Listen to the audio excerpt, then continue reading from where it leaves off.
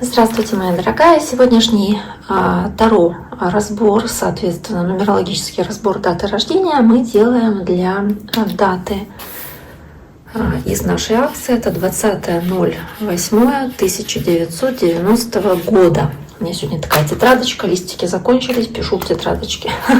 Давайте посмотрим, что же у нас получается по этой дате. Можно сказать, что человек, прежде всего, этой даты рождения, это человек знака Лев. То есть мы здесь прям напишем Лев, напишем. И каким соответствует картам младшего аркана, соответственно, эта дата. Она соответствует семерке жезлов, которую мы сейчас с вами выберем. Я вам ее покажу, как она выглядит, чтобы было представление о том, собственно, что из себя человек этот представляет, когда мы общаемся с ним, и первое впечатление, которое он производит, да и не только первое впечатление, а в целом, как он себя ведет по жизни. Вот здесь вот можно говорить, что эта девушка, судя по тому сообщению, которое я увидела, она, скорее всего, учитывая эту семерку жезлов, которая у нее превалирует, свидетельствует о том, что эта девушка всегда готова бороться и защищать свои позиции.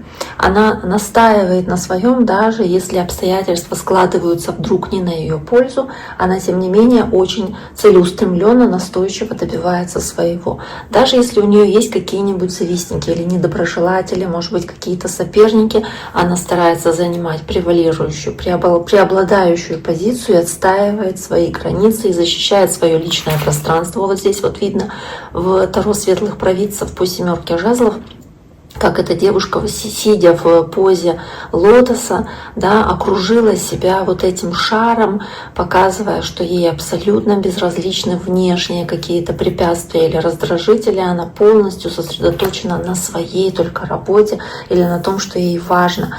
То есть в отношениях этот человек защищает свой союз или защищает свои отношения, скажем, от третьих лиц или от любых сплетен, разногласий, от всего того, что может каким-то образом испортить ей вот эту вот идиллию, как она медитирует здесь, вот эта идиллия этого шара.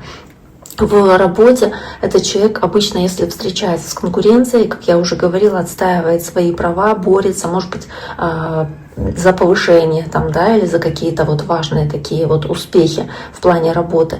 То есть, может быть, даже у этого человека какие-то, вот у этой девушки какие-то проекты подвергаются критике, но она все равно их отстаивает, потому что она считает их важным и нужным. В принципе, вот эта категория львов именно вот в этом периоде, они характеризуются своей трудолюбивостью, таким усердием. Они действительно готовы трудиться и работать, прикладывать усилия в чем-то, но им не так все легко дается. Поэтому здесь и такая карта изображена. Потому что вот та же шестерка жезлов у львов, которая с 1 по 10 августа, у них она более такая, не то чтобы легкая и победная, но у них как-то вот что ли больше удачи у них или больше везения, больше дверей им открывается.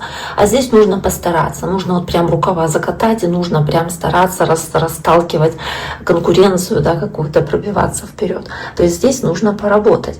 И если мы говорим, допустим, про то же состояние организма, если мы говорим, о состоянии здоровья, то можно говорить, что это человек, который обычно, если сталкивается с какой-то проблемой, то борется с ней, активно защищает вообще свое физическое, свое эмоциональное состояние и от выгорания, и от каких-то проблем, которые могут повлиять на это состояние здоровья. А если уж проблемы случаются, то активно их решает.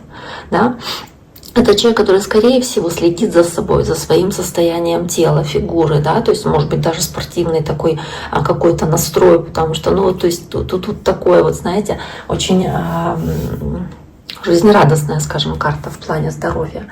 В любом случае очень хорошая.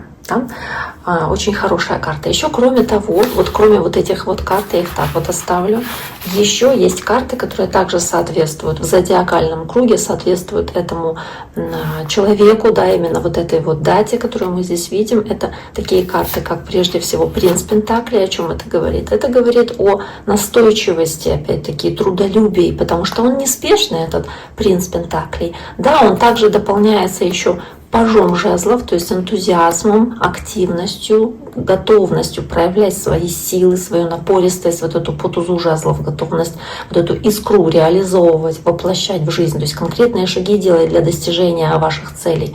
Но при этом принцип Пентаклей, он показывает, что вы готовы выстраивать стратегию, планомерно идти к своему успеху. Не так, что вот там, знаете, как по рыцарю мечей, и решили, да, помчались, и все, и уже там достигаете, делаете что-то, сломя голову, может быть, да, и ну, совершенно не думая там о последствиях. Нет, у вас очень-очень планомерная такая стратегия, вы очень трудолюбивы, вы очень настойчивы, вы очень терпеливы.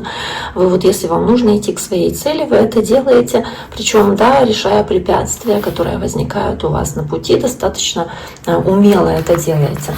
Давайте посмотрим следующее, что у нас здесь еще есть. Я эти карты отложу в сторону. Так, мы с вами дальше смотрим на так называемые, я вам сейчас скажу, что это периоды жизни, да, ваши. Я обычно разбираю периоды жизни на таких 4 основных периода. Все, кто смотрит мои разборы, знают уже, что я это делаю. Я уже даже не знаю, имеет ли смысл разъяснять опять, что эти периоды значат, но это как 4 сезона, так грубо говоря. То есть это весна, лето, осень и зима. И, соответственно, как бы у нас ассоциативно уже есть весна, это трава зеленеет, жизнь начинается, все только-только вот как бы зарождается. Лето — это уже какое-то буйство красок и уже прям такой активный период. Обычно у людей это второй период такой, да, самый активный в жизни. И третий период — это период осени, сбора урожая, уже ваших заслуг, результатов. И зима — это такая заморозка, приостановка, какая-то замедление, которое происходит в жизни.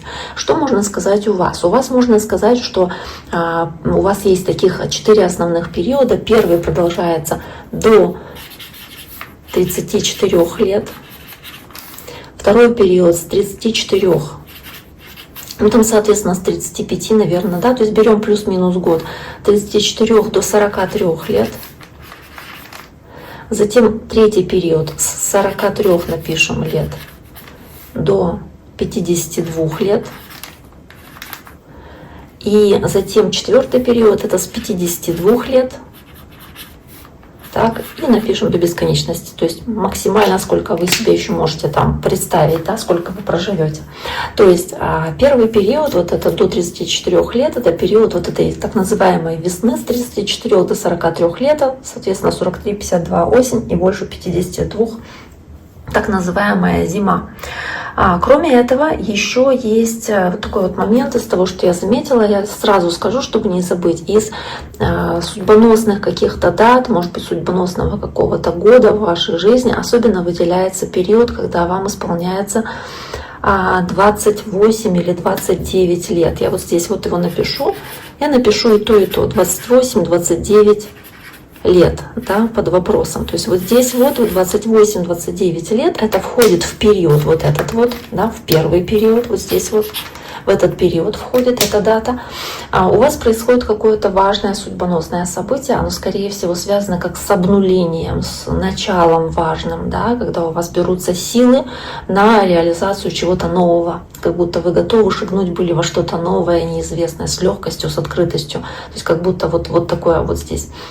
Более того, еще есть в 47 приблизительно лет, вот где-то здесь, то есть в третьем периоде, ближе к 47, я напишу вот так вот, тоже под знаком вопроса, то есть он входит вот в этот период так называемой осени, да, входит тоже период 47 лет, то есть тоже какой-то важный период, может быть 46 лет или 48, вот как-то вот в этом вот интервале происходят какие-то очень важные для вас события, которые будут тоже какими-то вот судьбоносными, значимыми для вас, решающими. Ну, у вас, так я понимаю, еще предстоит этот период, пока что он еще не наступил.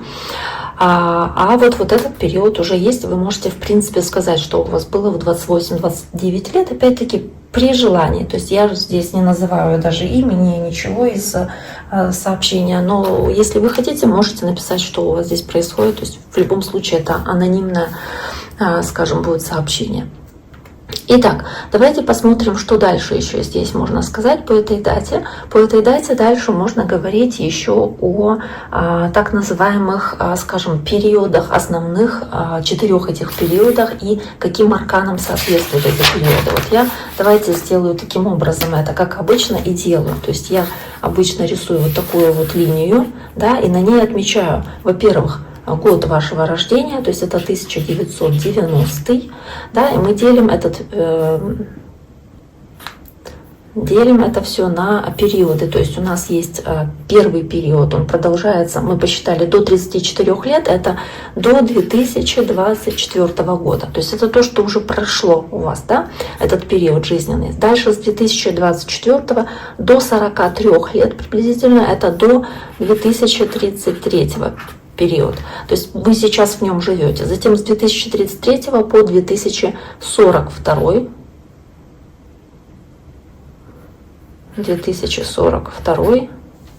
И, соответственно, дальше до конца жизни у вас продолжается аркан, который будет находиться в этом периоде. Как я обычно говорю, у нас есть судьбоносные события, какие-то события, которые здесь находятся под эгидой старших арканов именно в плюсе. То есть это то, что у нас отыгрывается максимально положительно, или то, что дается вам изначально в хорошем значении этой карты. И есть негативное, то есть такое кармическое значение, соответственно, по арканам, тем, которые я сейчас покажу, которые идут в минусе изначально, и которые желательно вытянуть в плюс, то есть максимально подтянуть их наверх, для того, чтобы они были ближе к плюсу. И те, которые наверху, соответственно, будут карты, их желательно из плюсового состояния либо держать в этом плюсе, который вам изначально дается по судьбе, максимально стараться тоже тянуть их вверх, для того, чтобы душа росла, развивалась, да, и не давать им опускаться вниз, то есть не проявлять их негативные качества, то есть стараться вот эти карты, которые вверху, проживать максимально в положительном ключе. У вас в этих периодах те карты, которые мы видим первое, с 90-го года по 2024 мы видим карту, сейчас, простите, я их вот так вот выложила, карта влюбленные, и она дополняется колесом фортуны. Я вот так вот его положу.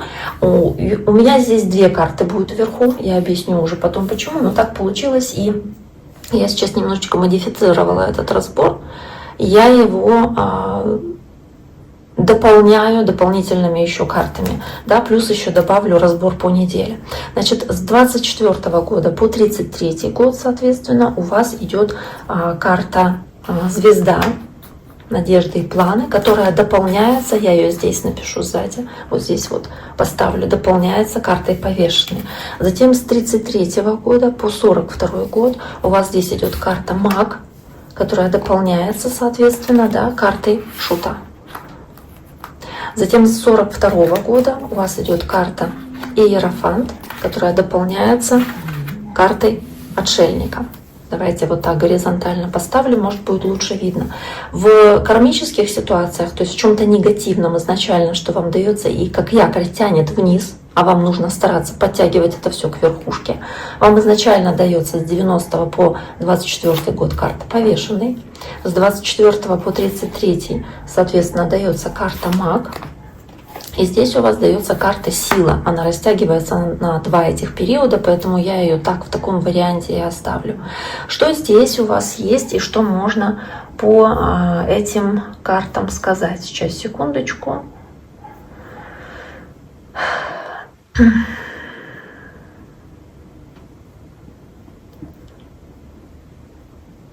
Сейчас, секунду, просто хочу найти.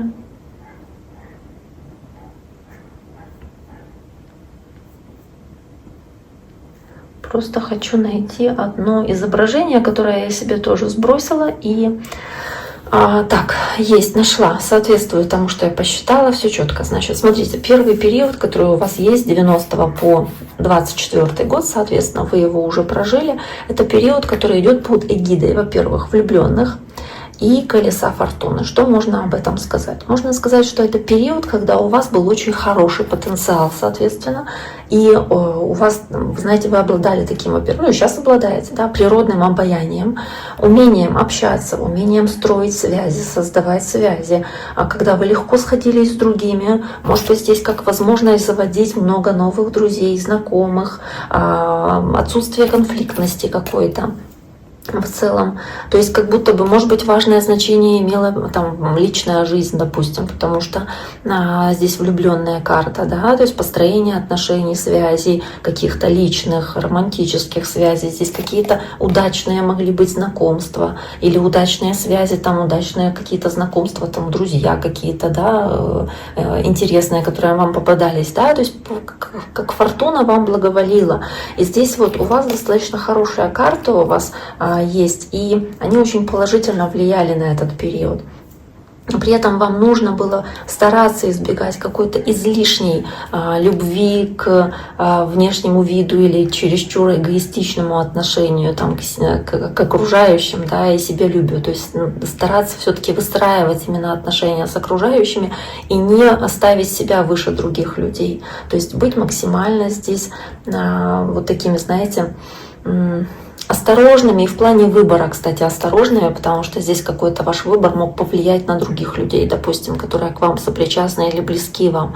Карта влюбленная — это карта выбора как такового также, то есть здесь могли быть какие-то поворотные события, судьбоносные, вот как по судьбе, да, что-то фартовое, удачное в этот период первый, когда вы приняли решение, оно было удачным, и оно вот прям как-то очень позитивно повлияло на дальнейшую вашу жизнь по этому колесу фортуны и карте влюбленной. При этом здесь же карта повешенной, которая выпадает у вас здесь внизу, то есть выпадает в судьбоносном, после судьбы, да, в кармических каких-то программах, и она показывает в негативе, что у вас могла быть ситуация, где вы на кого-то обижались, или где-то вы могли как будто почувствовать себя жертвой или почувствовать себя в отношениях каких-то жертвой, если вы неправильный выбор какой-то приняли, да, или выбор сделали в принципе, да, в жизни там или в работе, то есть могли почувствовать себя жертвой, как будто бы в тупике, в паузе, или строить отношения пытались, а, допустим, тормозились эти отношения, они развивались не так быстро, как вам бы хотелось, или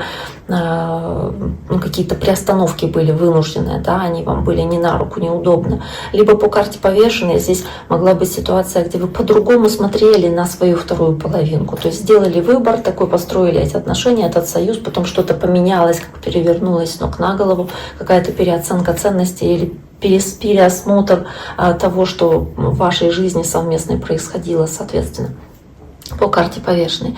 Дальше у вас идет эта карта повешенная вместе с картой звезда уже в 2024 году начинается. Этот период, он продолжается до 1933 года. И вы сейчас в этом периоде как раз находитесь. И здесь можно говорить по карте звезда, что здесь больше надежды, больше веры, здесь больше творчества, возможно, и какого-то вдохновения и воодушевления в жизни, которое у вас здесь присутствует. И здесь можно говорить о том, что вы как будто стараетесь наполнять вот в этом периоде все своей сутью. То есть через слово, через умение сказать так, да, чтобы окружающие там поверили в то, что вас вдохновляет или что вы хотите. То есть вы как сами можете вдохновлять других, быть такой звездочкой путеводной, так и вдохновляться на какие-то достижения здесь. То есть здесь очень много творчества, здесь эта карта, она очень духовная, она обладает богатой фантазией, но при этом она дополняется картой повешенной. То есть вы можете здесь как будто бы по-другому, так как она в плюсе, да, она не в минусе, она в плюсе изначально, эта карта повешенная здесь. Она показывает, что вы можете по-другому посмотреть здесь, в этот период, на свои цели, на свои амбиции какие-то, по-другому посмотреть на приоритеты в вашей жизни, то есть что-то переосмыслить, поменять свои планы, допустим, да, что-то вот таким вот образом происходит, и это в положительном ключе.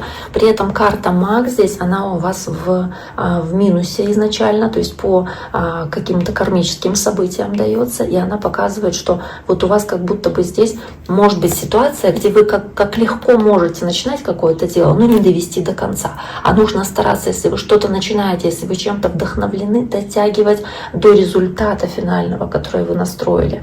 Да, если здесь речь идет о каких-то манипуляциях, хитрых схемах, схемах, то лучше этого не делать для достижения личной цели, потому что это может выйти боком, потому что карта мага — это карта фокусника, обманщика и какой-то нечестности. Поэтому если здесь речь идет о том, что я готова, вернее, да, потому что девушка, пойти на все ради там достижения своей цели, то это не совсем верно. То есть все-таки нужно, да, по магу использовать все свои ресурсы, все свои знания, твои таланты, там, не знаю, умения в пользу, во благо, но ни в коем случае не вредя окружающим людям при этом для достижения, опять-таки, своих целей. А цели могут быть как будто пересмотрены, потому что есть карта повешенной. Дальше у вас идет с 33 года по 42 год есть карта маг, которая дается здесь изначально в плюсе, показывая, знаете, такую волю, желание что-то творить, создавать, созидать, идею какую-то важную, идею воплощать в реальность, потому что алхимик изначально маг. В других колодах того же Райдера Уайта, допустим, он показывает человека, который одну руку поднимает наверх, другую руку держит вниз, опускает, показывая, что на небе, то и на земле. Что возникает в мысли, в голове, какая идея у вас возникает, то вы реализуете на земле, как бы, то есть имеется в виду в материальном мире. Духовный, ментальный реализуется в материальном. И вы знаете, как это сделать по алхимику, используя свои знания, те ресурсы, которые вы уже приобрели там на протяжении предыдущего периода. Там с рождения до 33 года, соответственно. И по карте шутка готовность что-то начать сначала тоже, и легкость, открытость в том, чтобы что-то реализовывать, начинать какие-то ваши важные планы и действия.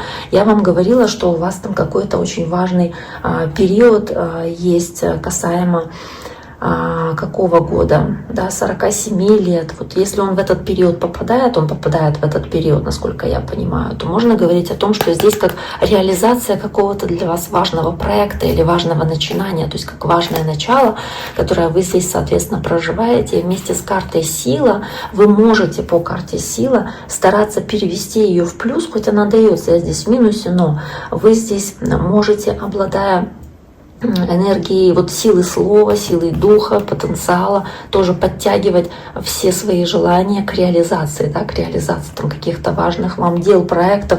А здесь есть как будто бы способность контролировать свои эмоции, контролировать то, что вокруг вас происходит, людей вокруг вас, но мягким влиянием, не физической агрессией, не силой. Но если мы говорим о негативном значении, да, если вы уходите в минус, а он дается в минусе, эта карта, аркан — это сила. Если в минусе его проживаете, то вы можете чересчур давить на окружающих, на близких или на подчиненных, проявлять какую-то агрессию, грубость, упрямство или гордость. То есть здесь какое-то, может быть, как психологическое или физическое или моральное насилие по этой карте сила, если вы там в реализации своих целей и планов применяете вот какие-то такие жесткие методы. Нужно мягкой силой договариваться, вот как эта девушка с этим львом. То есть не сильный мужчина здесь накачанный показан, да, а девушка, она достаточно такого легкого, тонкого телосложения, и она не проявляет какой-то агрессии по отношению к льву, но тем не менее он тихонько, спокойненько возле нее сидит.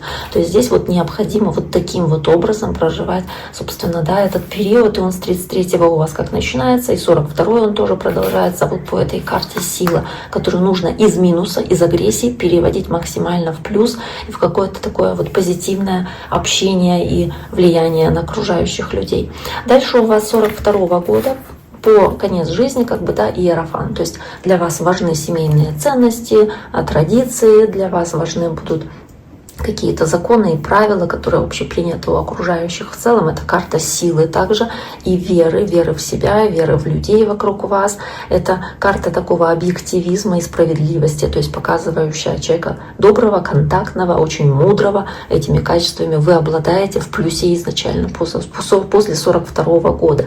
То есть это человек, который всегда готов пойти навстречу, помочь другому, если в этом есть необходимость, готов, не знаю, там поговорить по душам с кем-то или пообщаться на какие-то задушевные беседы, уже может передавать свой опыт, свои знания. Здесь есть отшельник, которые он скопил, да, вы скопили в течение всей жизни, и передавать их другим людям, потому что иерофант — это еще как учитель, наставник, да, учить чего-то, чему-то кого-то, да, может быть, ваших детей, там, не знаю, передавать им что-то, внуков, то есть передавать им эти знания.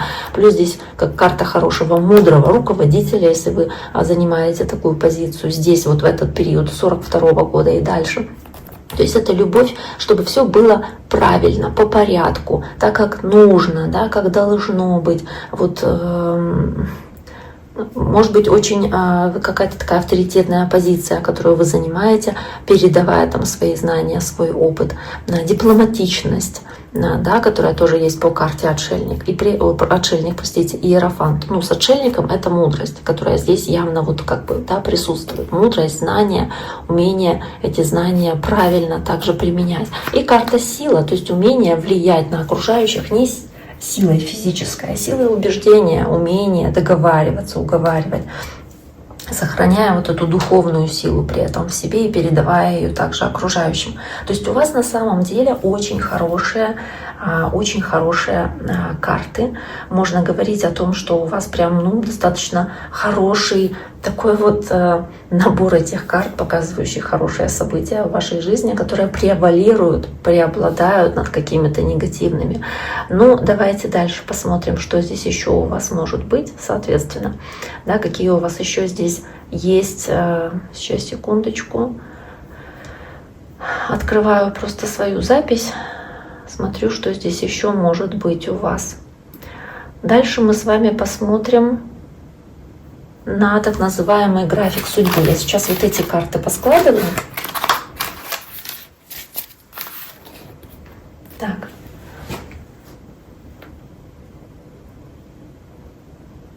Эти карты мы поскладываем, и я рисую вам график судьбы ваш. Да, по сути, как бы это такая общеизвестная истина, но тем не менее. Давайте мы посмотрим, я ее просто более визуально вам покажу. Здесь вот как мы ее рисуем, жизнь. Да, мы рисуем ее в виде такого вот графичка. Соответственно, начало с даты рождения вашей, это 1990 год. Да, здесь я же пишу 1990. А здесь мы разграфляем на 9 уровней, соответственно, 9 делений. 1, 2, 3, 4, 5, 6, 7, 8, 9 деление. И я их подпишу.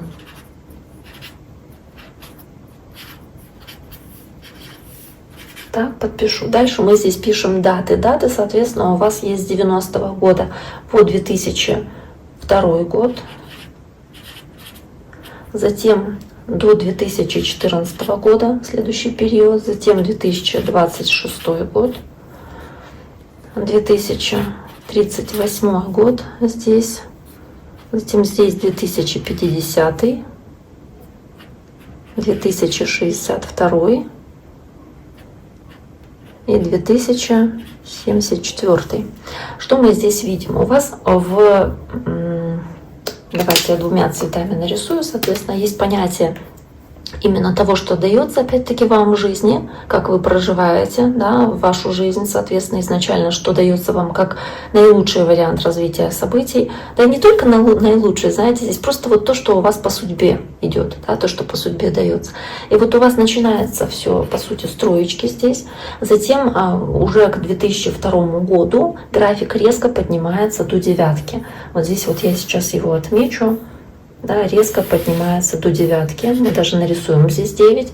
Затем с 2002 по 2014 год у вас график сохраняется на 9. Вот тут вот. То есть тут такое плато получается, да? Оно сохраняется на этой же 9. И с 2014 года по 2016 он начинает снижаться до 2016 года, соответственно, но на 5. То есть что-то вот как будто, может быть, не так сильно начинает в чем-то вести или не так легко даются какие-то ваши основные здесь планы, да? То есть вот здесь вот как будто взлет такой, легче все идет, знаете, как по течению плывете. Вот здесь вот до 2002, потом с 2002 до 2014, как легко что-то может даваться, действительно, какие-то удачные стечения обстоятельств. То, о чем мы говорили, между прочим, мы говорили о том, что у вас там была, сейчас я ее покажу еще раз, да, вот, колесо фортуны. Удачные какие-то обстоятельства действительно здесь могли иметь место быть вот в этот период. Затем с 26 года, то есть до 26 все как будто бы вот не то чтобы замедляется, но вам тяжелее удается достигать того, что вы хотите. То есть вот возможно с 14 до 26 больше каких-то сложностей. Это не означает, что вы ничего не делаете или ничего не получается. Получается, но просто нужно вот включать в этот период для вас сейчас.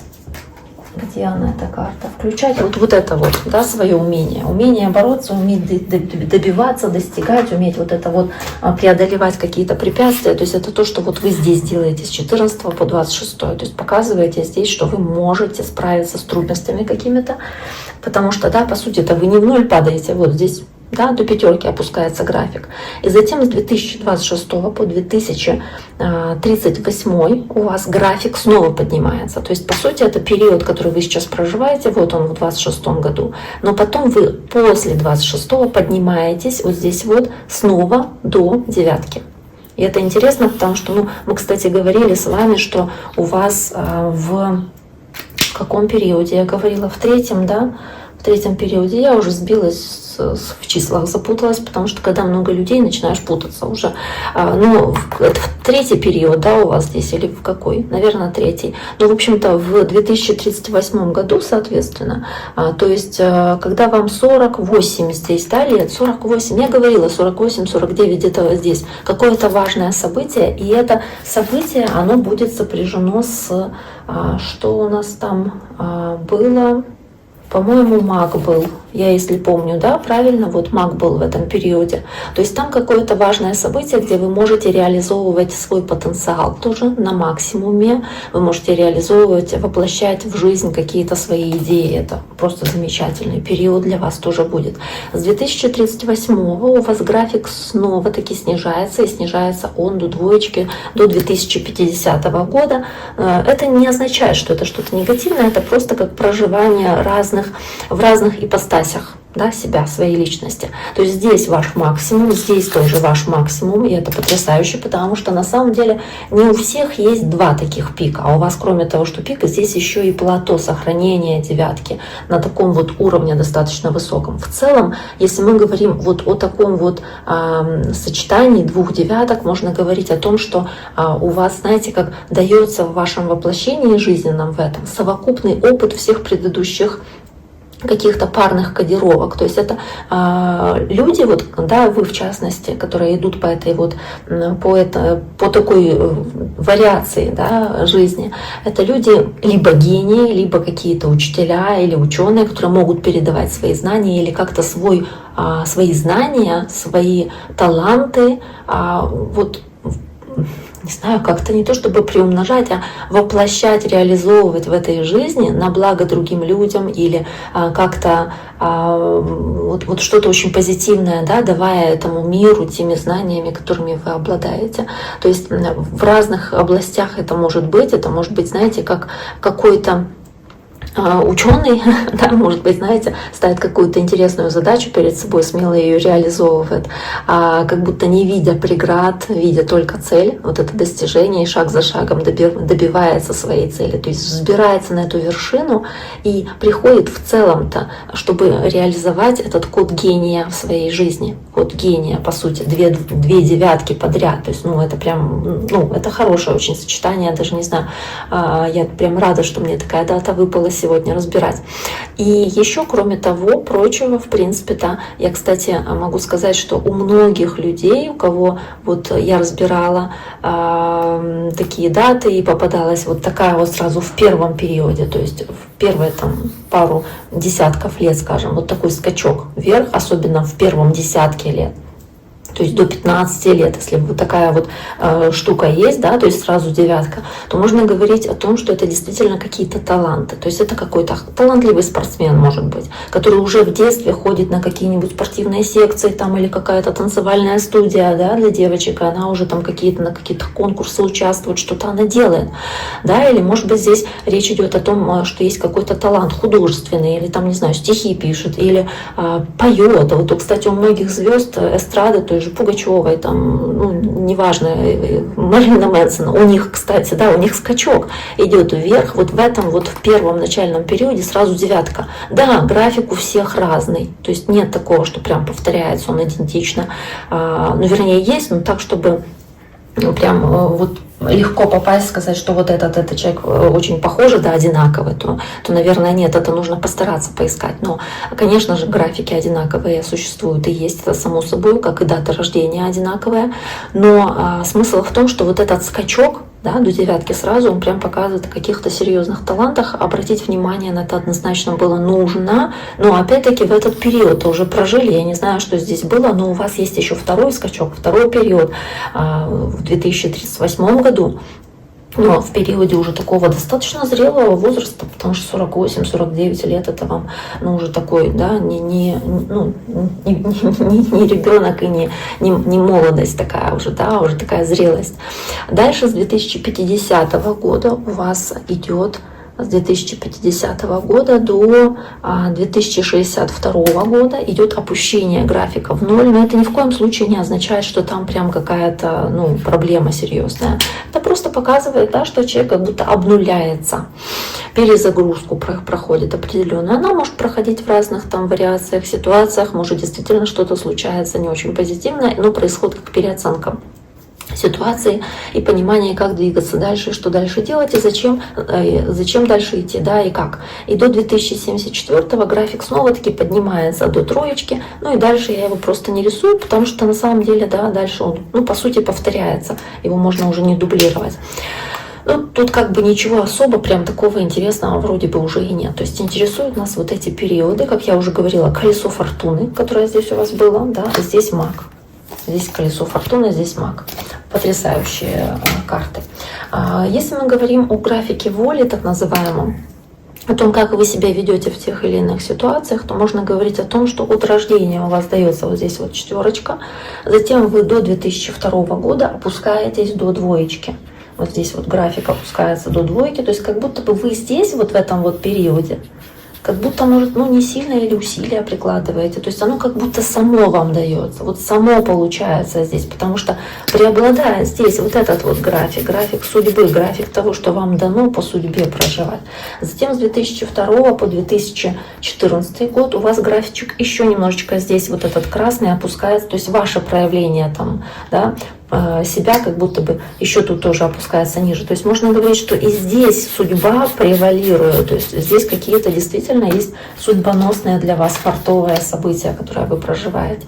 Затем с 2014 по 2026 год у вас идет подъем графика до шестерки. Вот здесь вот шестерочка чуть выше. То есть у вас, соответственно, здесь он вот так вот идет, и здесь он где-то пересекается. То есть можно сказать, что вот где-то вот в этом вот диапазоне, то есть, ну пусть это будет 2024, может быть, год, но опять-таки все очень от руки относительно.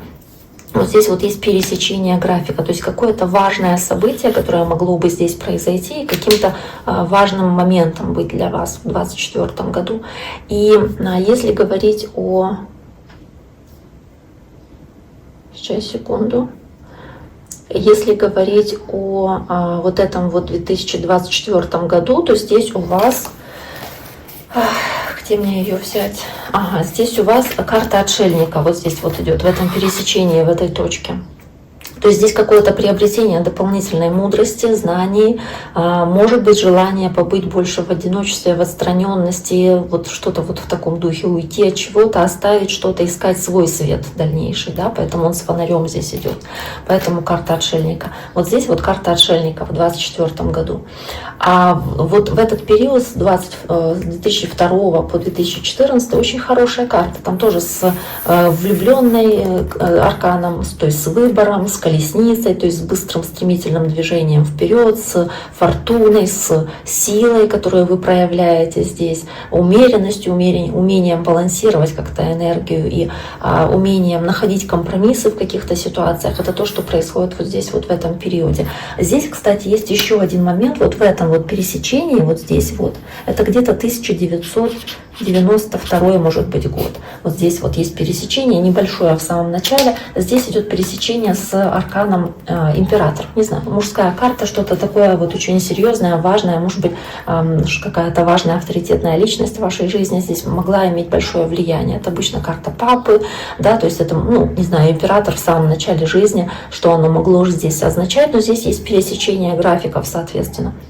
Дальше возвращаемся к 2026 году. Вот здесь вот у вас в 2026 году вот этот график на шестерке, соответственно, этот на пятерке. Они уже пересеклись до этого. И здесь у вас он с 2026 года, соответственно, идет сейчас... хочу открыть то, что я записывала. И так, с 2026 года по 2038 год у вас этот график подскакивает до девятки. 2038 год. То есть он здесь вот пересекается у вас. Да, вот он.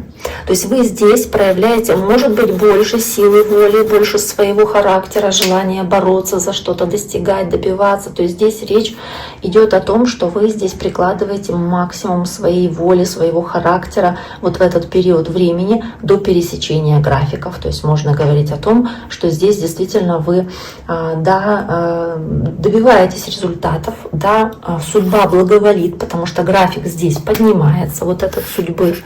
Да? Ну и вы себя тоже, знаете, как будто бы показываете, проявляете. Потому что здесь, когда этот график у вас опускался, а этот, соответственно, поднимался, можно говорить о том, что вы здесь подтягивали свою волю, свой характер, свои усилия с 2014 года.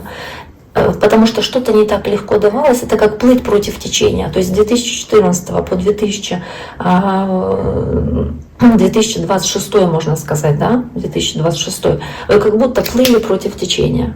Это результативно? Да, результативно, но с большими усилиями, но это результат тоже. Вы получали результаты, но нужно было постоянно стараться. Начиная с 2026, как будто бы тоже плывете, тоже прикладываете усилия, но уже по течению. Это намного легче, и намного быстрее, намного меньше сил занимает. Ну, то есть вы здесь показываете себя, проявляете, вы уже не буксуете, вот как здесь в этот период, когда приходится много-много над чем-то трудиться, работать, показывать себя, да, здесь уже легче это чуть-чуть дается. И вы к этой вершине, к этой девятке, вы здесь поднимаетесь намного легче, чем, возможно, это было раньше, там с 10-х годов до 26-го года. Но, тем не менее, вы показываете свой характер, проявляете усилия, то есть какие-то, но при этом судьба вам благоволит. Дальше с 2038 года, соответственно, до 2050 года у вас этот график опускается до троечки. Троечка у нас где-то здесь, то есть вот так вот он опускается до троечки. Вот она здесь тройка. И здесь, если говорить про этот график, то тоже получается, что он преобладает. Да, то есть вот эта красная линия, она здесь выше, то есть все равно нужно показывать свою силу воли, свой характер вот в этот период, то есть с 38 по 50, причем и в судьбе какие-то происходят, может быть, там изменения, соответственно, но тут как бы уже добавляется еще и нежелание какие-то серьезные препятствия прям преодолевать, то есть, ну, что-то не получается, ну не получается, ладно. То есть, но тем не менее усилия какие-то прикладывать приходится. Затем с 2050 до 2062 года, здесь, там, где график вот этот синенький падает в ноль, у вас этот график до 2062 года поднимается до восьмерки. То есть вы здесь отчаянно пытаетесь на восьмерке, отчаянно пытаетесь прям прикладывать максимально свою там силу воли, свой характер в этот период. И даже если вы видите, что в чем-то как будто может, ну, какие-то сложности возникают, что-то не получается, вы здесь максимально стараетесь преодолевать какие-то сложности, препятствия, которые у вас возникают, неважно, с чем они связаны, с работой, со здоровьем, ну, в вашей жизни, неважно. Но вы стараетесь, вы боретесь, вы прям стараетесь максимально здесь вот выплыть из этой ситуации. И затем у вас с вот этого 2062 года по 2074, соответственно, опускается график, опять-таки, да, опускается до 4. Вот здесь вот. Ну, да, то есть опять-таки здесь чуть-чуть как будто есть улучшение вот в этом вот графике синеньком, и здесь вы начинаете меньше усилий прикладывать после 62-го, как будто больше уже доверять тому, что происходит, но все равно в любом случае вот этот график у вас он выше получается.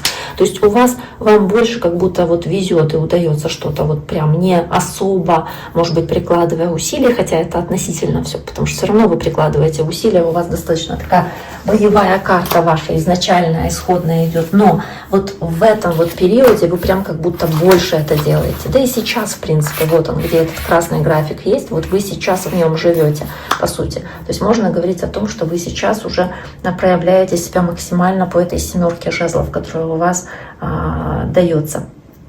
Давайте посмотрим, что еще здесь можно сказать. Что еще можно сказать? 2000, какой год? 2026.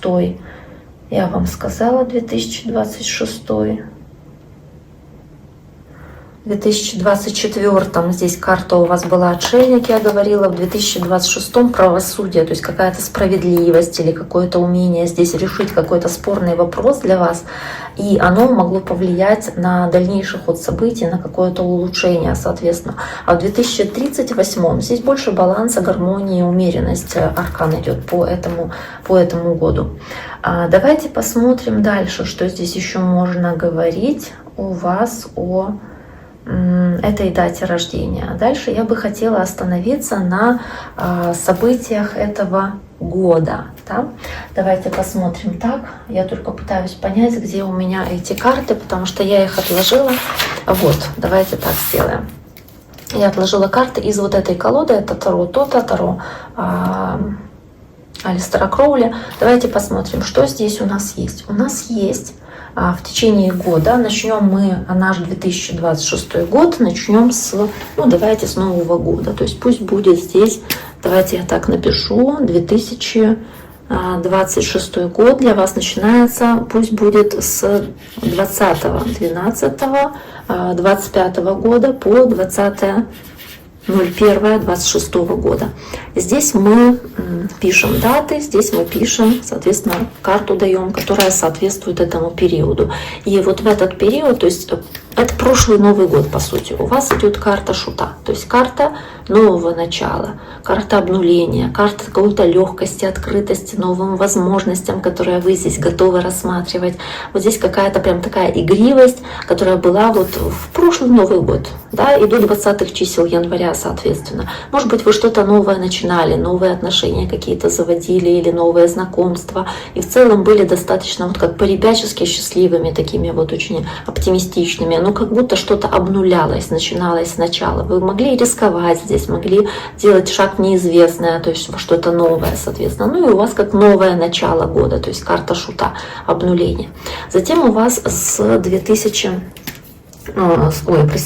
этом 2026 году, соответственно, с 20.01 по 20.02, сейчас чтобы я не перепутала, дальше идет, соответственно, у вас карта сила, то есть такой проскок идет, то есть вот этот путь с Шута, с нуля до 21-го аркана, так называемый путь дурака, он проходится каждым из нас в течение года, но у нас с разных арканов он начинаться может, и вот переходные периоды он может проскакивать. Вот здесь вот у вас дальше идет карта сила, то есть с 20.01 по 20.02 сила, много амбиций, много желания реализовывать там свои возможности. Здесь духовная какая-то такая эмоциональная сила, да, и подъем эмоциональный, и умение влиять на окружающих, и не силой физической, да, я говорила о мягкой силе, то есть вот очень хорошая карта сила, которая у вас есть в этот период. Затем у вас с 20.02, все мне хочется это 2026 сказать, с 20.02 по 20.03 у вас идет, соответственно, следующий аркан уже, это идет аркан повешенный. Вот здесь вот могли быть какие-то тупиковые ситуации или какие-то остановки, паузы, или вы могли на что-то, какие-то вещи посмотреть под другим углом, то есть немножечко иначе. А что-то могло быть для вас как преподнесенный урок от жизни, когда вы могли сделать какие-то выводы, соответственно, опыта набраться в чем-то по карте повешенной. То есть переоценка ценностей, поменять точку зрения, посмотреть на вещи иначе, или что-то пошло не по плану, это затормозило ваши планы. Какой-то период, вот именно в этот, да, то есть это конец февраля, начало, не начало даже, а почти весь март. Затем с 20.03 по 20.04, то есть, соответственно, это фактически весь апрель, с конца марта и апрель, весь, да, практически у вас идет карта смерти. Это не говорит о прям чем-то очень страшном, но может говорить о какой-то серьезной трансформации и переменах, которые у вас происходили в этот период.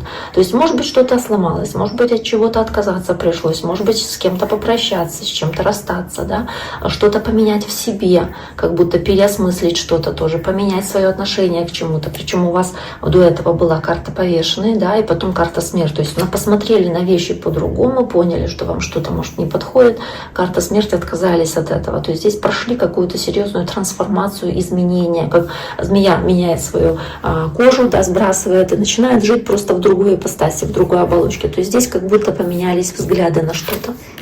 Затем с 20 04 по 20.05, то есть конец апреля, начало, даже не начало, а весь май практически, карта умеренности, баланса, больше гармонии, больше каких-то возможностей находить компромиссы с окружающими, договариваться с ними о чем-то. То есть карта на самом деле хорошая, это карта умеренности. Затем у вас с 20.05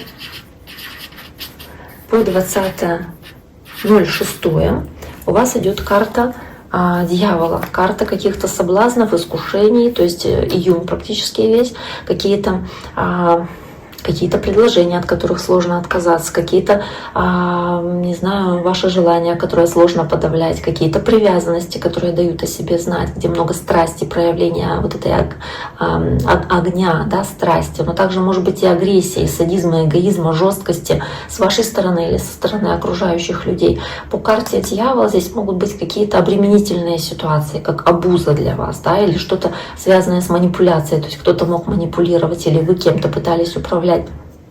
Карта дьявола, она об этом. Она может и хорошее значение иметь, допустим, в краткосрочной перспективе, если вам нужно было достичь какой-то цели поставленной, потому что вы сильно этого желали.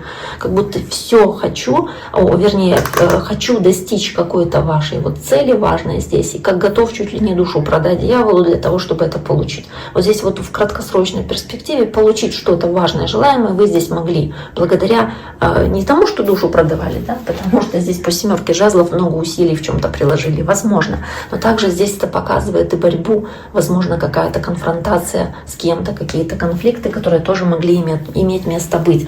Или какая-то ваша конфликтность в этот период. Ну, смотрите, опять-таки, можете потом написать, что здесь у вас было.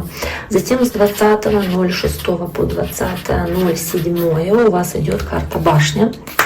То есть, по сути, как вот июнь, июль, да, они какие-то у вас немножечко такие могут быть непростые. Обратите внимание на этот период, вот этот период для вас, потому что он может быть какой-то, ну, не знаю, сопряжен с какими-то сложностями. По карте башня что-то могло разрушаться, ломаться, или по карте башни что-то могло пойти не по плану. Вы себе спланировали отпуск, не получилось там вовремя его взять, выйти, или что-то не получилось там, ну, как вы хотели, да, что-то помешало вашим планам. Для вас так как башня, разрушение, или какой-то конфликт, который разрушил какие-то отношения, допустим, или что-то сломалось, утюг сломался, пришлось выкинуть. То есть что-то вот как будто по карте башни здесь происходит. Может быть, даже просто чем-то, не знаю, заболели, какую-то простуду перенесли, и вот это тоже башня будет.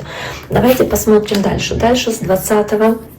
Кстати, здесь получается, вы сейчас в этом периоде и живете, да, то есть тем более интересно, если будет возможность, напишите, что здесь вы сейчас проживаете. Ну, или у вас все хорошо, и это просто, да, вот как-то вы максимально прошли легко этот период и не заметили, да, эту башню. Дальше с 20.07 по 20.08 у вас идет карта звезда, новых надежд, обновления, вдохновения, которое приходит здесь, соответственно, с этой звездой, каких-то целей, которые вы перед собой можете ставить в этот период времени. И с 20.08 по 20.09, то есть сентябрь фактически есть карта солнца, радости, счастья, оптимизма, который у вас здесь присутствует, тоже очень хорошая карта.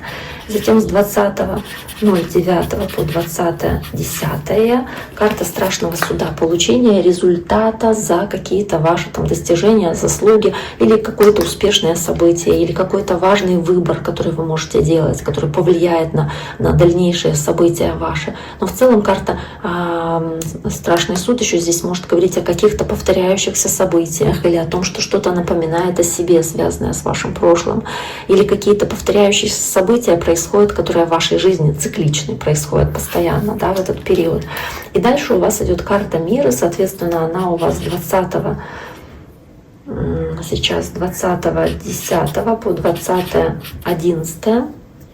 Карта мир, карта успеха, триумфа, каких-то хороших событий для вас, которые здесь у вас происходят в этот период. И дальше с 20.11 по 20.12, да, опять-таки карта шут, легкость, открытость, которая у вас есть здесь к концу года, то есть как начинали год, так вот он здесь у вас и с такой легкостью и подготовкой, может быть, к Новому году, да, оптимистичным таким взглядом у вас заканчивается, и с 20.12 по 20.11 01 уже 27 года, который у вас будет, да, соответственно, встреча этого Нового года, и все в таком духе. У вас здесь идет карта повешенный, но здесь, опять-таки, здесь что может быть по этой карте? То есть какая-то тупиковая ситуация, что-то могло пойти не так, как вы спланировали, может быть, на Новый год, или вы не знаете, как лучше поступить, или переоценка каких-то взглядов ваших на других, на людей посмотрели иначе, что-то поменяли в отношении к человеку какому-нибудь, потому что посмотрели под другим углом,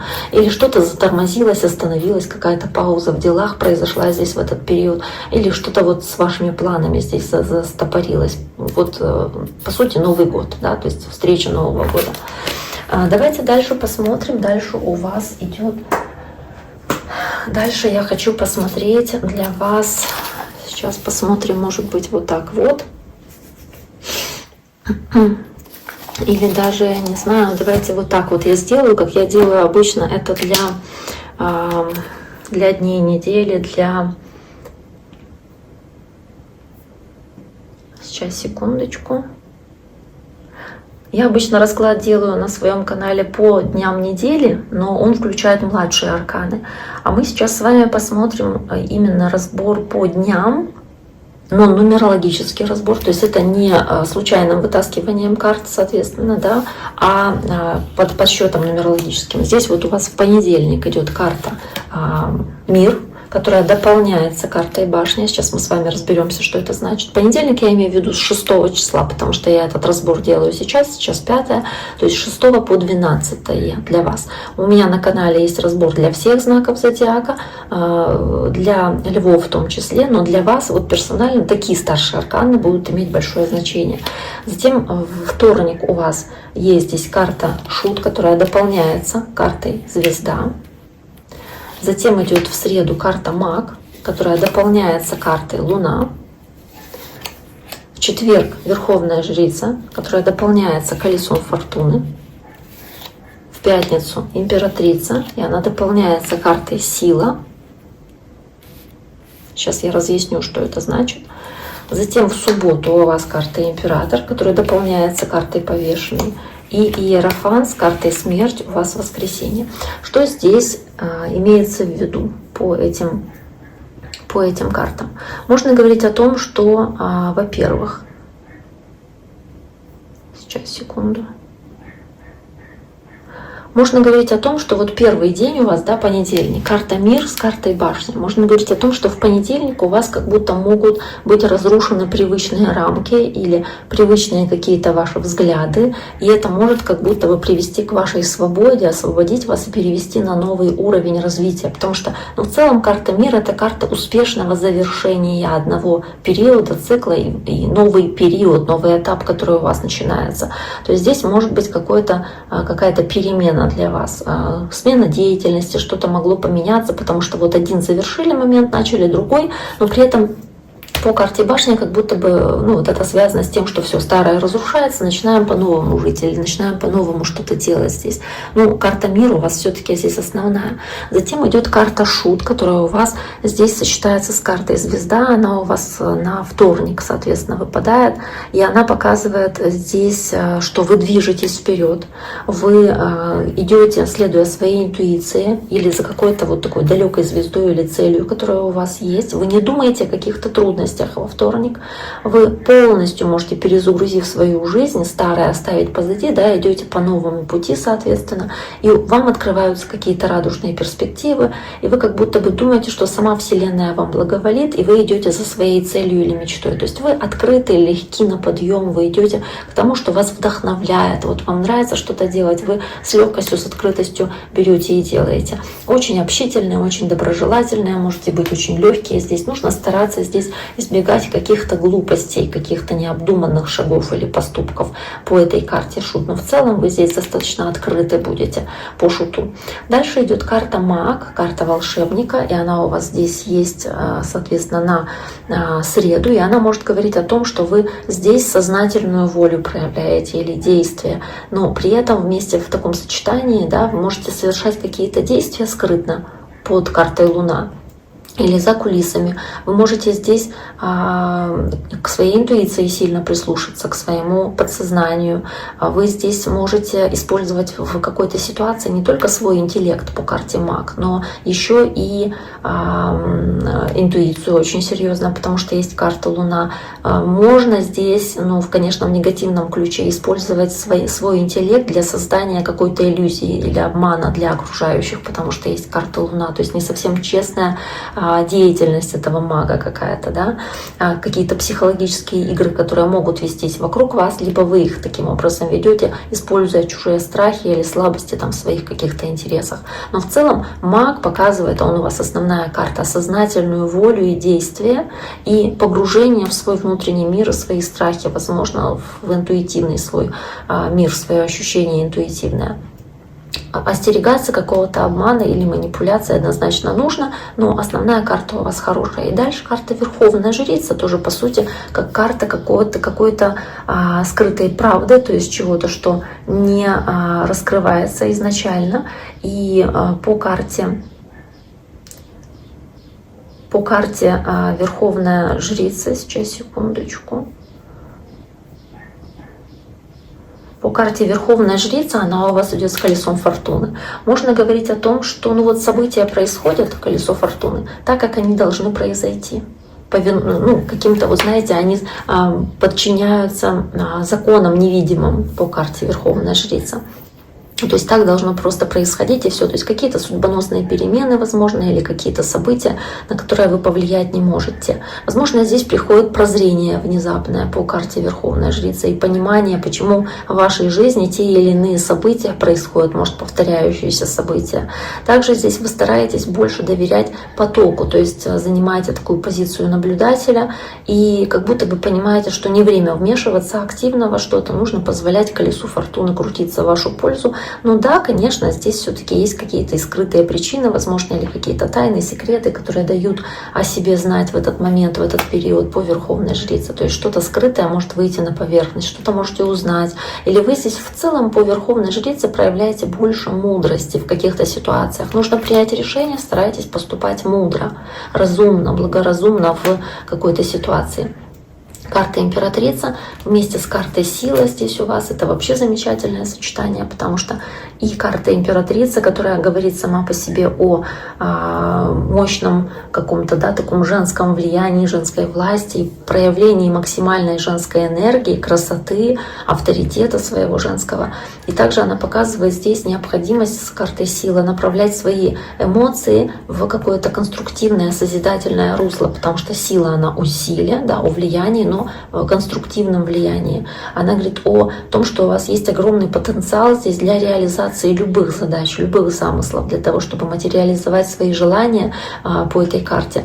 А карта Императрица здесь, она о созидании, созидательной энергии, о расцвете жизненных сил, о том, что вы управляете своей судьбой через мягкое влияние на кого-то, через любовь, через умение сохранять этот энтузиазм, радость от жизни, это собственно, очень гармоничное сочетание такое в Таро, которое показывает изобилие и показывает внутреннюю притягательность для окружающих, которую вы здесь проявляете в пятницу.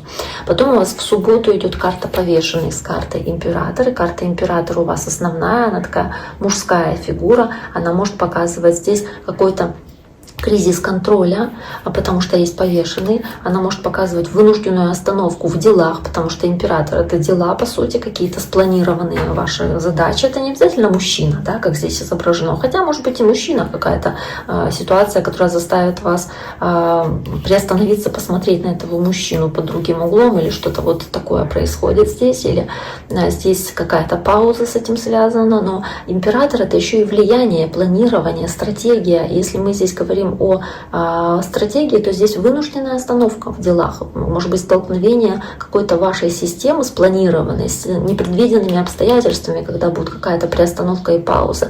То есть вы здесь стараетесь контролировать что-то, контролировать ситуацию, или сталкиваетесь с таким контролирующим человеком. Может быть, это действительно мужчина, может быть, папа по Императору, потому что дальше у вас еще и Иерофант идет. И Иерофант у вас, который выпадает на, соответственно, воскресенье, он говорит в целом о важности для вас каких-то семейных вопросов, и вы можете здесь общаться больше со своей семьей, со своими близкими по иерофанту, может быть, родителями, может быть, вашей семьей по иерофанту. Здесь есть какая-то нацеленность на, в принципе, как таковой брак и все вопросы брака, да, которые важны для вас, и какая-то серьезная трансформация, которую вы с этим проходите, учитывая карту смерть, когда разрушаются старые догмы и какая-то радикальная смена в этих вопросах, касающихся брака, семьи, здесь может происходить по иерофанту. Может быть, потеря веры в прежние идеалы или потеря веры в прежние законы, которые раньше казались вам незыблемыми, а здесь вы понимаете, что они меняются. Да, что-то вот здесь вот такое происходит. Может быть, какой-то конфликт возникает.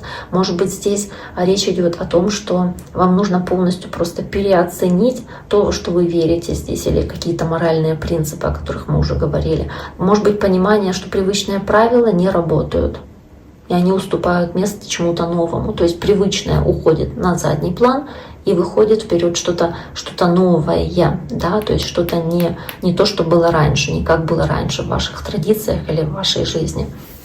Давайте посмотрим дальше, что еще можно здесь сказать у вас по вашей дате рождения. Вернемся к нашей тетрадочке сейчас. И я с вами хотела бы еще... Сейчас я закрою запись свою на почте и открою следующую запись, которая нас интересует.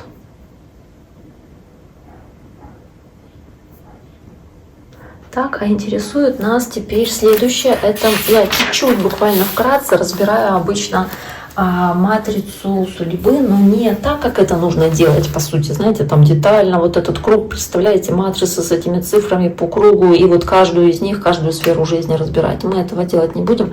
Во-первых, нет времени, во-вторых, это очень большой кусок задачи, работы, то есть это прям, и как бы это не то основное, что меня интересует. На самом деле я обычно обращаю внимание на такие ключевые моменты, как кармический хвост. У вас он состоит из таких арканов, как 11, 17 и 6, и он называется «Загубленный талант».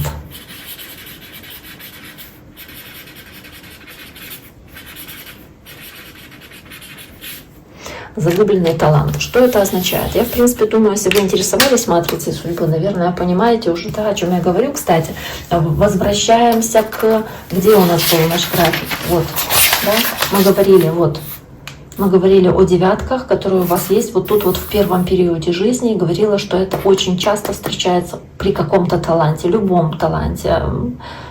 Стихи писать, там, не знаю, картины рисовать, песни петь, спортом заниматься, какие-то иметь таланты свои, неважно. То есть любой талант или даже интеллектуальный талант, это тоже талант, потому что умение обладания знаниями какими-то, умение их накапливать, умение их правильно апплицировать в жизни, проявлять себя, да, то есть здесь вот это тоже талант. То есть по сути здесь у вас в карме, в кармическом хвосте 11, 17, 6 это загубленный талант, это карты, которые...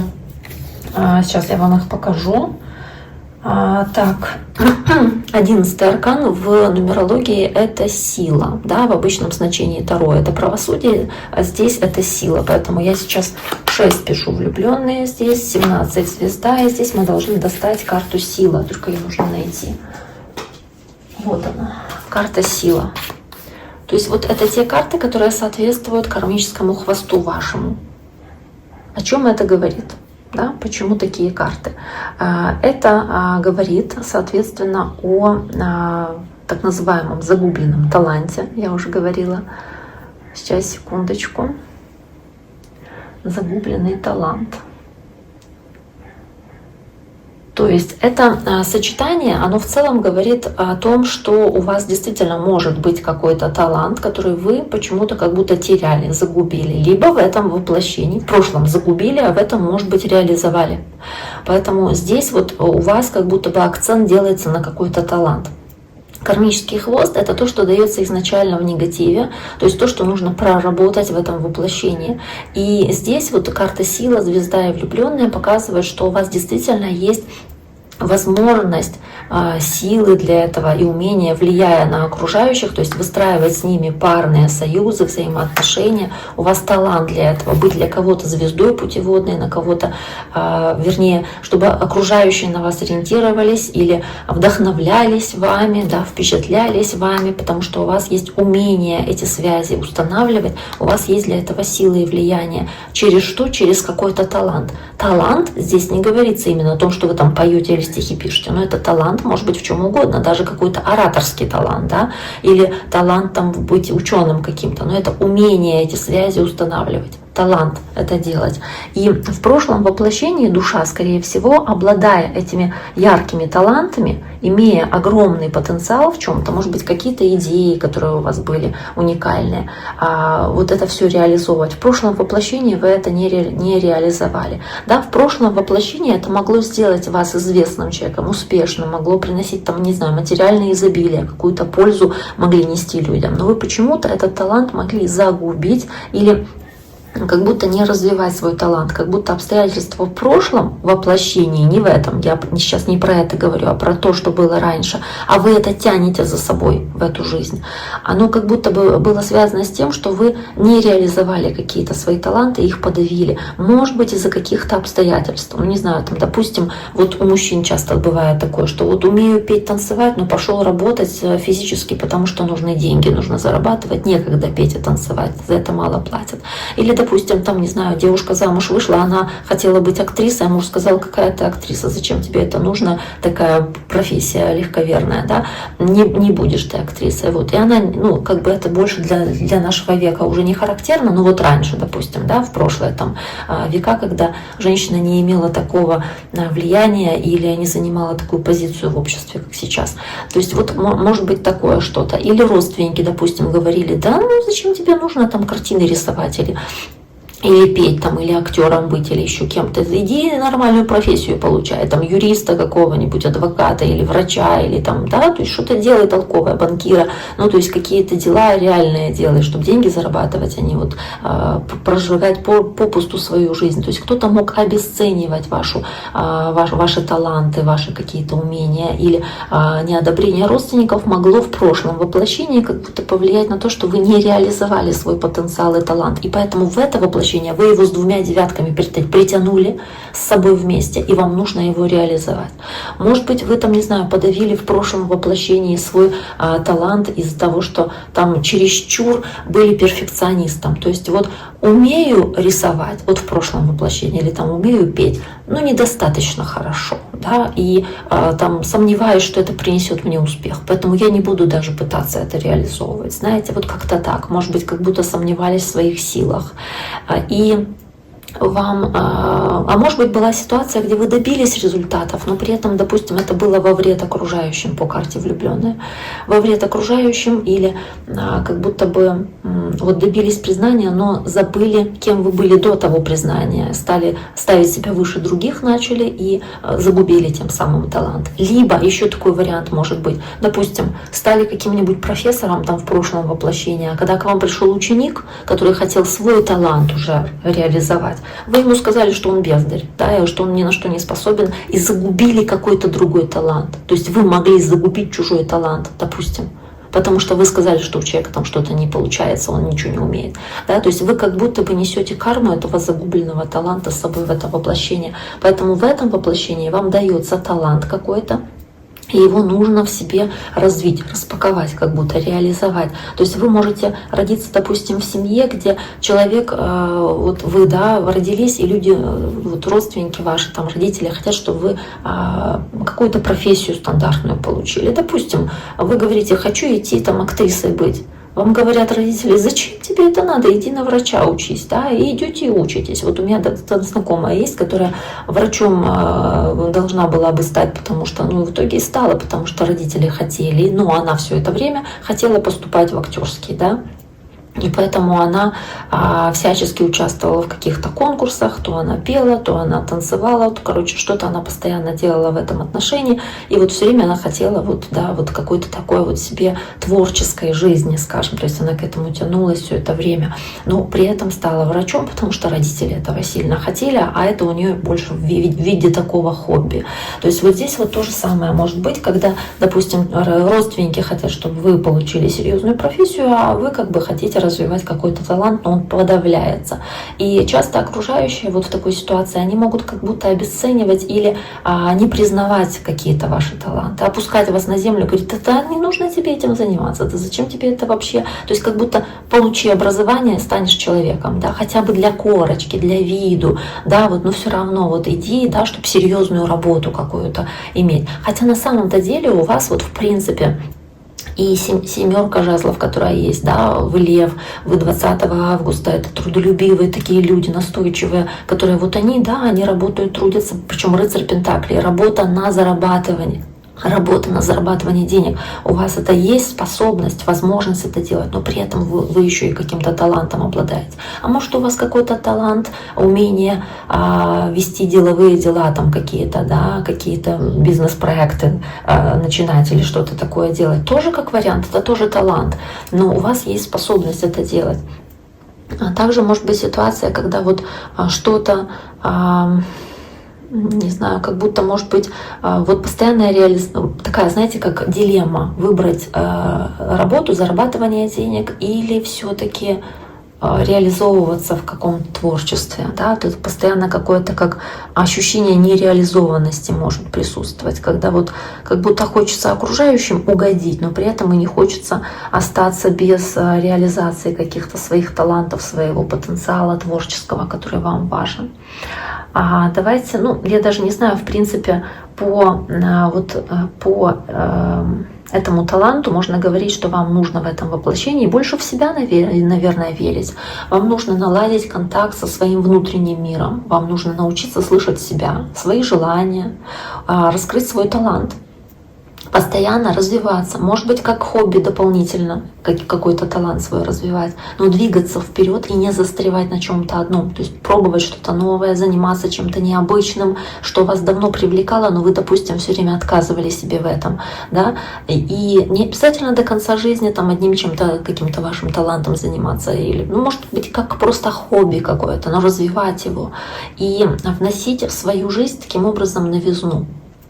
Также преобразовывать зависть во вдохновение, потому что, вот понимаете, если вам кто-то говорит, что вы что-то не можете сделать или у вас что-то не получится, что у вас нет таланта, это, скорее всего, люди, которые или завидуют, потому что, ну, знаете, они как будто бы не смогли сами реализовать свою способность, свой талант в чем-то, и поэтому они говорят: и у тебя не получится, да, потому что, ну вот, да, каким-то образом таким пытаются самоутвердиться за ваш счет. То есть вам нужно здесь зависть эту преобразовывать во вдохновение. Ага, завидуют, значит, они видят во мне нечто, что может дать хороший рост и развитие, значит, нужно это развивать. И самим, если вам кажется, что вы в чем-то недостаточно хороши, вы достаточно хороши. Нужно просто это развивать еще больше и ни в коем случае не давать себе даже мысли о том, что я там в чем-то хуже, там, да, или там вот кто-то умеет так, а я тоже вроде умею, но хуже, поэтому не буду высовываться. Нет, умеете, все у вас есть это зерно этого таланта, и вам нужно в себе это реализовывать. Более того, вам нужно, если речь идет, допустим, о детях, о последующих поколениях, ни в коем случае не следовать модели, когда вот, допустим, часто бывает такое: хотела в детстве танцевать, но не пошла в танцевальную студию, родители не записали. Буду своего ребенка там полностью вот в спорт там, или в танцы, или в музыку, потому что пусть играет на скрипочке, потому что я в свое время на скрипочке хотела играть, но не играю, и поэтому я сейчас своего ребенка отправлю, пусть играет на скрипочке, да, а ему там скрипочка совсем не нужна, вот, допустим. То есть у детей ваших, у ваших последователей не обязательно должен быть тот же талант, что у вас. Не обязательно. Потому что это уже как бы сочетание не только вашей кармы и ваших программ, но еще и, допустим, второй половинки. Да? Поэтому там такой спорный вопрос. Поэтому не нужно заставлять ваше окружение, там, ваших наследников, вот, чтобы они следовали вашим каким-то интересам или вашим целям, или реализовывали то, что вы не реализовали. То есть отцепиться от своих детей, оставить их в покое и не стараться проживать их жизнь вместо них. То есть они живут свою жизнь, вы свою. Живите и проживайте свою жизнь, реализовывая свои таланты. В конце концов, и после 30, 40, 50 можно пойти и заняться тем, что вы давно хотели или что вы умели в детстве, а потом просто забросили, потому что не было для этого времени, там, не знаю, возможностей или обстоятельства не позволяли. Следующее, что можно еще сказать, ну, кроме всего, у вас вот в центре матрицы есть так называемое сочетание 13, 8, 21. Это карта смерть, мир и правосудие. Драматизировать возможность какой-то ситуации, обычно, которая у таких людей присутствует, может быть, в том, как вы себя проявляете. Дальше я еще смотрю на две линии. Это линия двух родителей, соответственно, вот по линии папы и по линии мамы, какие есть программы. И вот по линии папы, в частности, есть программа 10, 10 и 18. Она называется «Страх достижения». Вот эта карта колесо фортуны дважды, то есть оно как бы в квадрате, колесо фортуны и луна. Оно говорит, такое сочетание, да, оно называется страх доверия Вселенной. И этот страх доверия Вселенной, он заключается в том, что опять-таки это не у вас, это у родителя вашего, да, то есть, соответственно, может быть, у папы, потому что это все-таки по папиной линии, может быть, дедушка, но скорее папа, то есть по папиной линии страх доверия Вселенной, он показывает, что человек этот, скорее всего, как будто бы мог бы находиться, жить в материальном изобилии, когда, ну, колесо фортуны, да, когда есть это материальное изобилие, и он умеет вовремя или умел вовремя использовать какие-то удачные шансы, возможности, какие-то подходящие, да, ситуации использовал для себя. Плюс очень трудолюбивый такой, целеустремленный, чувствует себя частью мира, частью Вселенной. У него каких-то, может быть, много каких-то планов, мечтаний, желаний, которые хочется опять-таки реализовывать. Но при этом в негативе здесь можно говорить о том, что человек как будто бы мог поступать так, как ему говорят другие, чтобы не огорчать, допустим, там, своих родителей. То есть следовал пути, которому его как научили, наставили, да, изначально, чтобы не огорчать других. Поэтому он мог игнорировать свои собственные желания и потребности для того, чтобы не огорчать опять-таки других. А также он мог попадать в какие-то повторяющиеся неприятные ситуации, как будто ходить по кругу, или мог обижаться на кого-то из близких, или мог в негативе, допустим, создавать себе каких-то идолов или какие-то идеалы, которым не следовало бы следовать, например. Также мог какую-то свою неуверенность испытывать, неверу в своих силах, допустим, или постоянный страх за будущее, который тоже мог здесь иметь место быть. И вам, по сути, нужно было бы, проживая эту программу, это именно программа папы получается, да, то есть вот этот страх доверия Вселенной, который был у него в его программе, которую он проживал, вам нужно было бы, так же как ему, понять, что все происходящее, вот эта божественная суть, она является частью Вселенной, то есть нужно слушать свою интуицию, прислушиваться к своему внутреннему голосу и вот эту прямую связь наладить между внутренним, подсознательным и материальным для того, чтобы реализовывать на полную свой потенциал и вот это колесо фортуны, которое будет крутиться на вашу пользу. То есть доверять миру, да, благодарить мир, еще до того, как события какие-то хорошие произошли. И тогда у вас постоянно будет вот это ощущение фортуны и ощущение, что вы на хорошей волне, да, как на волне, вот как серфингист катится на этой волне, да, соответственно, она его поднимает. Вот что судьба как будто сама вас будет поднимать. То есть вам не нужно кому-то что-то доказывать, вам нужно будет, не знаю, больше не знаю, даже как доверять миру, доверять себе, может быть, больше отслеживать, с кем вы общаетесь, больше позитивных людей, с позитивным настроем, с какими-то удачными людьми больше встречаться. Может быть, благодарить опять-таки людей вокруг вас и тех, кто, там, не знаю, рядом с вами поддерживает вас, благодарить за то, что они рядом с вами. То есть это все будет способствовать удаче и успеху, да, поэтому карта колеса фортуны. Если мы говорим о линии мамы, то здесь по линии мамы есть такое сочетание, такая программа, как 9, 8, 17. Она называется «Сокрытие истины», и она включает, соответственно, в себя карту отшельника. Вот она. Включает 8-й аркан, это правосудие, справедливость, именно в Таро. И 17 это звезда. Вот она, карта звезда. И она называется «Сокрытие истины». Она у вас идет по линии мамы. И это сокрытие истины по линии мамы, она говорит о том, что ваша мама, скорее всего, да, она, ну, в таком вот, если в правильном ключе, да, то она умеет качественно наполнять себя ресурсами. Она умеет творчески как-то подходить к каким-то идеям, может объективно оценивать события как бы с высоты, то есть объективно, правомерно по правосудию, объективно, потому что опять-таки много для этого знаний, не сравнивает она свои способности с чужими, просто наслаждается, радуется тем, что они есть у нее, да, и что они даны не просто так.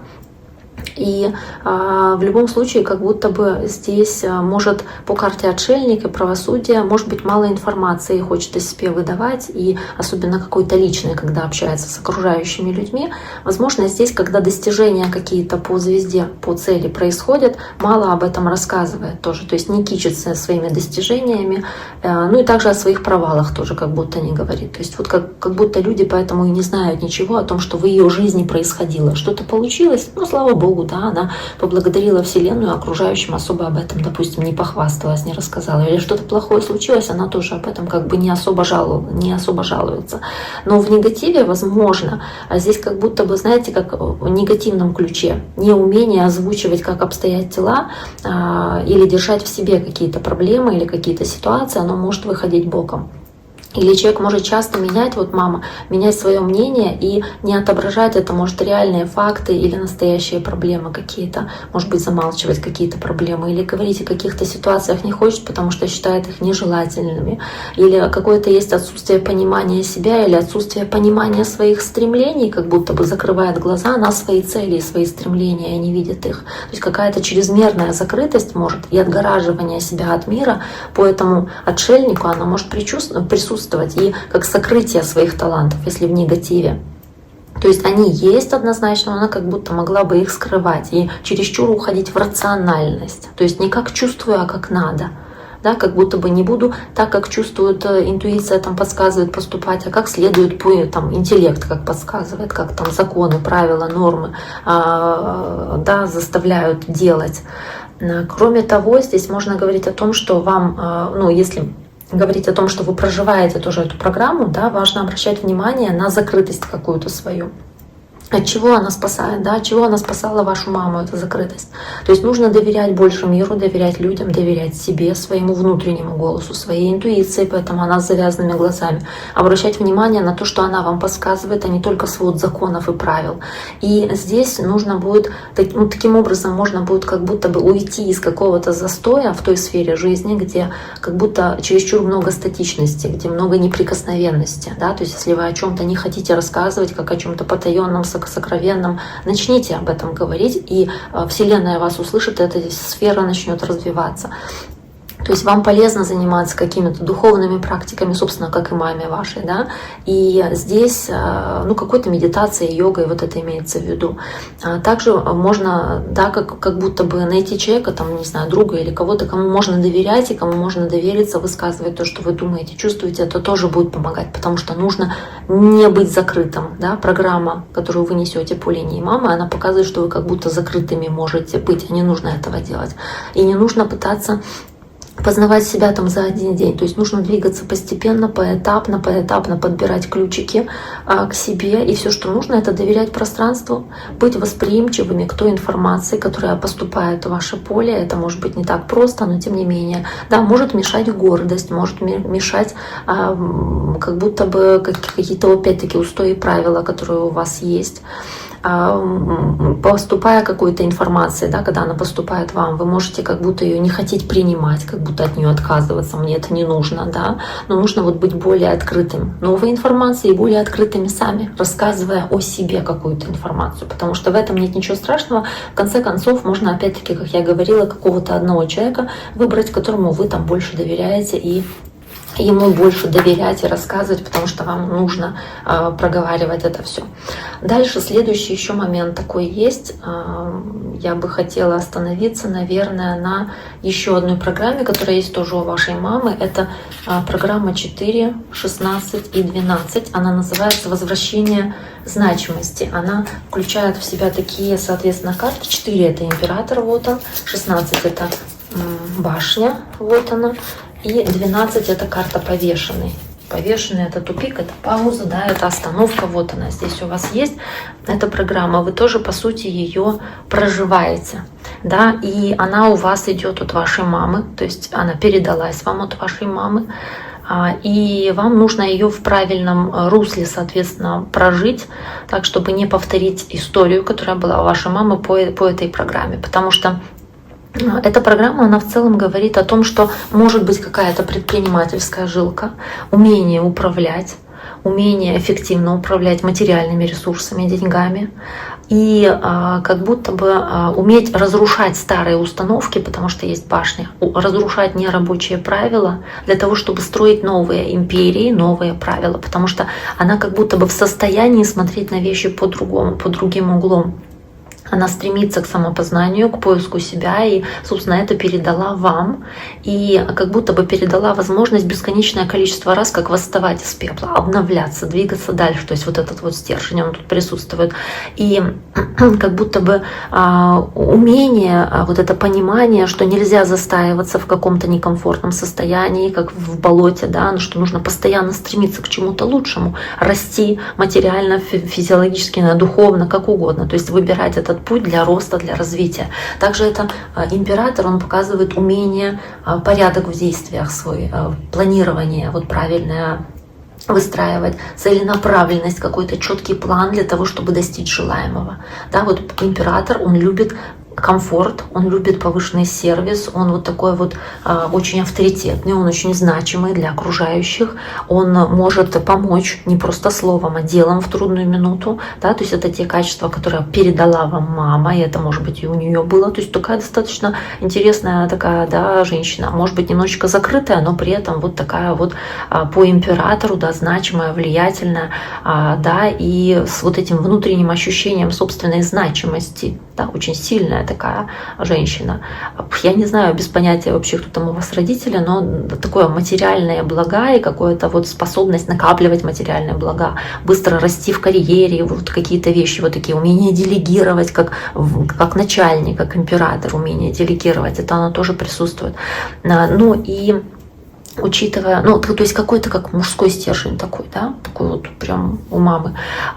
И бывает так, что вот такая карма у тех людей, или вот те программы такие у тех людей, может быть, у вашей мамы, у тех людей, у которых какие-то сложности с отцом, то есть с мужской линией, или какая-то, или там, не знаю, какие-то трудности в общении с отцом, или вообще выросла без отца, то есть что-то такое. Я думаю, тут не об этом, но тем не менее, это башня и император, да, какое-то крушение с императором, разрушение с императором связаны. Может быть, из-за того, что чересчур характер проявляется. То есть женщина не должна быть такой прям вот императором таким, да, она должна быть императрицей. Но и женщина может проявлять качество императора, но это может разрушать связи с окружающими. То есть нужно быть осторожнее, чтобы не разрушать связи с окружающими и не попадать из-за этого в тупиковые какие-то ситуации, потому что может быть гиперконтроль. Вот стремление как будто научить всех и вся, как нужно жить, как правильно жить, что делать, да, и вот показывать тем самым, что я лучше знаю, как надо. Такая какая-то исключительность, которую человек мог транслировать. И стремление управлять другими людьми, оно может быть как будто с добрыми помыслами, да, то есть я же хотела как лучше, да я же тебе вот советую как лучше, но это как очередное проявление своего эго или вот этого желания показать себя более властной личностью, императором таким. То есть это не очень-то все-таки хорошо, и если мы говорим об этом, да, то нужно постараться было бы вот, перевести в плюс эту ситуацию, потому что женщины вот по такой программе, может быть, ваша мама чересчур деспотичная, властная могла быть такая, да, то есть когда нет баланса между карьерой и семьей, то есть больше там в карьеру, сложности с раскрытием женственности могли бы быть, допустим, какие-то. То есть вот что-то такое вот могло бы здесь быть. И если человек, допустим, чувствовал, что какое-то влияние ослабевает, то как будто бы человек такой может разрушать все вокруг. Мол, не могу влиять, не могу контролировать, буду разрушать это, да, подавлять. То есть вот такие моменты, они могли присутствовать. Поэтому ее задача, и вы эту программу переняли с собой, тянете в этой жизни, задача у вас тоже отпускать контроль. Не думать, что все от вас зависит. Все зависит не только от вас. Я как-то ходила на спектакль один, назывался, там 2 части. Первая «Все зависит только от тебя» называется, а вторая называется... Как она называется? Первая «Все зависит только от тебя», а вторая «От тебя ничего не зависит» или что-то в таком духе. То есть понимание, осознание того, что от тебя по сути ничего не зависит, оно приходит со временем, позже. То есть сначала как будто может быть чувство, я все могу контролировать. Не можете вы все контролировать. И это нужно принять и осознать, потому что вот ваша задача научиться эту иллюзию от себя отпускать в конце концов. И уметь работать над жесткостью, над агрессией какой-то, вот такой властностью. Она у вас может быть от мамы, кстати, да. То есть вот хотя и папа тоже, у него там достаточно такая вот сильная тоже программа, да. Но вам вот надо научиться доверять людям, не пытаться их контролировать. Может быть, помогать другим людям. Не для того, чтобы контроль показывать, а для того, чтобы вот показать, что я вас люблю, да, я к вам вот так благосердечно, мило отношусь. То есть вот эту способность свою видеть на несколько шагов вперед, как император в другой колоде, в Таро светлых провидцев, он шахматной фигурой изображен с королем. То есть как в шахматы играть. Вы как будто заранее видите и просчитываете ходы. Вам вот умение вот это делать, просчитывать ходы, нужно в своих достижениях как-то использовать, но ни в коем случае не в том, чтобы указывать людям, как им жить. Вот сделай так, сделай это, потому что я знаю, так будет лучше. Не нужно этого делать. И детям в том числе. То есть не нужно указывать, потому что гиперконтроль приведет к разрушению, тупику. Да, то есть нельзя этого делать. То же самое там у вашей мамы. И важно осознать, что оно вот это вот человеческое достоинство базово, оно всегда у вас есть внутри. Не нужно его доказывать через подавление, через управление чужой судьбой. Нужно вот научиться развиваться не за счет разрушения, а за счет баланса между интересами своими и интересами других людей. Да? Может быть так. Нужно также учиться принимать, уважать своего отца, да и мужчин в целом. То есть пытаться вот как-то, да, понимать, что отношения с мужчиной, они должны быть основаны на женственности, на гармонии, на заботе, на внимании, то есть на императрице, которая для вас, как для женщины, важна, а не на качествах императора, которые вы можете себе проявлять и показывать, но они могут приводить к разрушению отношений. То есть это не нужно делать. И вам нужно позволить мужчинам проявлять мужчинам в вашей жизни, проявлять их мужские качества. То есть не брать все на себя. Мир не рухнет, если вы не возьмете что-то на себя, да, если вы скажете вашему там мужу, брату, свату, да, скажете, что сделай, пожалуйста, это за меня. Мир не рухнет. Наоборот, вы тем самым подпитаете свою вот эту вот программу, да, и переведете ее в плюс, да, максимально, что вот я слабая, я женщина, я могу сделать сама, да, император, я в состоянии это сделать сама, но я могу позволить вам мне помочь вот так вот. И как бы это вот на самом деле очень правильная позиция здесь, потому что изначально никто не спорит, что у вас такой мощный стержень, очень хорошие карты, прям фортуны, удачи, всего, но нужно вот уметь проявлять вот эту все-таки гибкость, женственность, пластичность для вас. Так, я думаю, на этом я свой разбор, да, сегодняшний для вас завершу. Итак, дата, которая у нас сегодня была, это 20 августа 1990 года. Надеюсь, то, что я сказала здесь, вас не обидела, не расстроила. Надеюсь, я попала в точку в каких-то моментах. Можете написать в комментариях, насколько это соответствует действительности. Буду очень рада прочитать от вас сообщения, если вам этот разбор понравился. На этом сегодня с вами прощаюсь. Кому интересен подобный разбор, участвуйте в акции, ну или пишите мне, в принципе, сообщения, можем с вами поговорить на эту тему. До скорого!